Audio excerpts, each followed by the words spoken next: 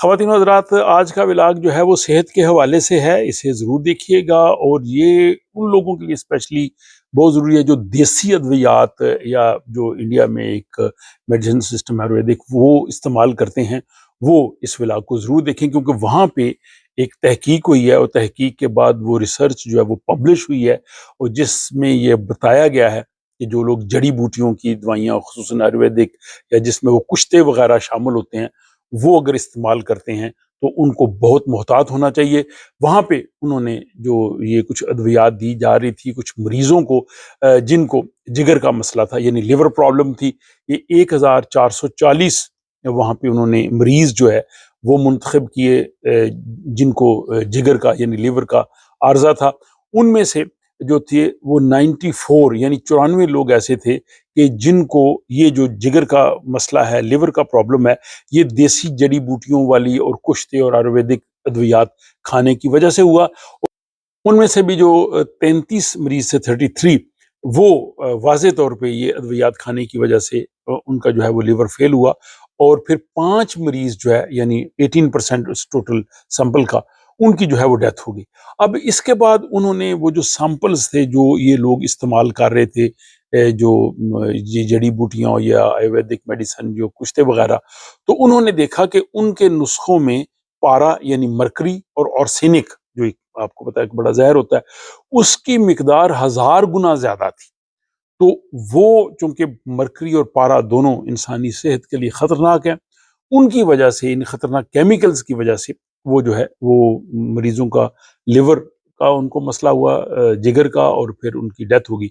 اور ان لوگوں نے یہ ادویات غیر رجسٹرڈ حکیموں یا دیسی طبیب جو حکیم ہوتے ہیں ان سے لی تھی، جن کی وجہ سے ان کو یہ نقصان اٹھانا پڑا۔ اس کے بعد یہ تمام جو ڈیٹا ہے یہ ایک پیپر، ریسرچ پیپر کی صورت میں جو ہے وہ پبلش بھی ہوا۔ یہ میں اس کا لنک ڈسکرپشن میں بھی دے رہا ہوں، جن لوگوں کو پورا پڑھنے کا شوق ہے وہ وہاں سے دیکھ کے پڑھ سکتے ہیں۔ تو یہ جناب تحقیق شائع ہوئی۔ اب جب یہ شائع ہوئی تو وہاں بھارت میں جو ہے وہ ایک تہلکہ مچ گیا، کوہرام مچ گیا، خصوصی طور پہ جو دیسی حکیم تھے جو یہ ادویات استعمال کرتے ہیں، انہوں نے کہا جی کہ یہ سارا پروپیگنڈا ہے، یہ مغربی ویسٹرن جو میڈیسنز ہیں یہ دیسیوں کے خلاف اس طرح سے کر رہے ہیں۔ تو انہوں نے جناب اس کو یہ قرار دیا، لیکن انہوں نے دوسری طرف جو وہاں پہ جو چیزیں ہیں وہ بھی سامنے ہیں، اور اب وہاں پہ حکام یہ سوچ رہے ہیں کہ کیا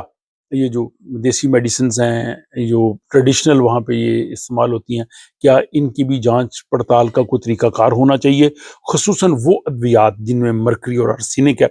ان پہ بہت احتیاط ہونی چاہیے تاکہ وہ انسانی صحت کے لیے جو ہے وہ مسئلہ پیدا نہ کریں۔ دوسری صحت کے حوالے سے خبر جو ہے وہ اینٹی بایوٹکس کے حوالے سے ہے۔ آپ کو پتہ ہے کہ اگر ہمیں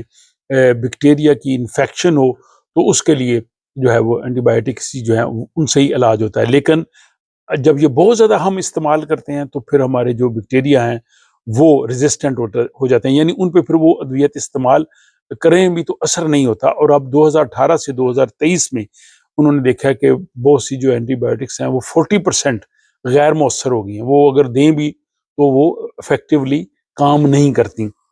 یعنی بیکٹیریا نے اپنے اندر قوت مدافعت پیدا کر لی ہے، اور یہ ہر سال 5 سے 15% تک بڑھتا جا رہا ہے، جو کہ بہت خطرناک ہے۔ اس کا مطلب یہ ہے کہ فیوچر میں اگر اس قسم کا اگر بیکٹیریا آ گئے اور ان پہ یہ اینٹی بایوٹکس نے اثر نہ کیا تو انسانی جانیں بچانا مشکل ہو جائے گا۔ اب سویڈن میں صورتحال باقی ملکوں سے کافی بہتر ہے، کیونکہ سویڈن ان ملکوں میں جہاں بہت کم اینٹی بایوٹکس جو ہیں وہ استعمال کی جاتی ہیں، لیکن پھر بھی ظاہر باقی دنیا کے ساتھ ہے، تو اس لیے یہاں پہ ماہرین صحت نے یہ خیال کیا کہ آپ اس صحت کا خیال رکھیں، غیر ضروری اینٹی بایوٹکس استعمال نہ کریں، اور جب آپ سویڈن سے باہر جائیں تو وہاں بھی اپنے صحت کا خیال رکھیں، کیونکہ بہت سے لوگ جب جاتے ہیں تو ظاہر ہے ان کو باہر جو ہے وہ اس کوئی انفیکشن ہو جاتی ہے، پھر اس کے بعد وہ بیکٹیریا یہاں سویڈن لے آتے ہیں جو صحت کے لیے خطرہ ہے۔ تو اس حوالے سے بھی انہوں نے محتاط رہنے کا مشورہ دیا ہے۔ اور یہ ہے کہ اب موسم سرما شروع ہو رہا ہے، دن چھوٹے ہو رہے ہیں، ڈے لائٹ کم ہو رہی ہے، دھوپ کم ہو رہی ہے، تو یہاں پہ وٹامن ڈی جو ہے اس کے اضافی سپلیمنٹ لینا ضروری ہے، جو چھوٹے بچے ہیں ان کے لیے بھی اور بڑوں کے لیے بھی، اور خصوصاً جو لوگ دھوپ میں نہیں ہوتے، ڈیری پروڈکٹس کم استعمال کرتے ہیں، مچھلی کم کھاتے ہیں، تو عمومی طور پہ وٹامن ڈی کی جو مقدار ہے وہ 10 مائکروگرام یعنی 400 انٹرنیشنل یونٹس استعمال کی جا سکتے ہیں، لیکن جن لوگوں میں زیادہ ڈیفیشنسی ہو وہ 800 انٹرنیشنل یونٹ یعنی 20 مائکروگرام بھی لے سکتے ہیں۔ لیکن سب سے بہتر یہ ہے کہ آپ اپنے معالج سے، ڈاکٹر سے مشورہ کریں اور ان کے مشورے کے مطابق جو ہے وہ استعمال کریں۔ لیکن وٹامن ڈی کا سپلیمنٹ جو ہے وہ سویڈن میں اور یورپ میں جہاں پہ دھوپ کم ہوتی ہے، دن چھوٹے ہوتے ہیں، راتیں لمبی ہوتی ہیں، وہاں پہ لینا ضروری ہوتا ہے، کیونکہ آپ کی یہ جو مدافعت کا نظام ہے، ہڈیاں ہیں، ان کے لیے بہت ضروری ہے۔ مجھے امید ہے کہ آج کا ولاگ جو ہے وہ صحت کے حوالے سے تھا، آپ لوگوں کو پسند آیا ہوگا۔ اپنی رائے کمنٹ باکس میں ضرور دیجیے گا، اپنا خیال رکھیے گا۔ آپ سے ملاقات ہوتی ہے کسی اگلے ولاگ میں۔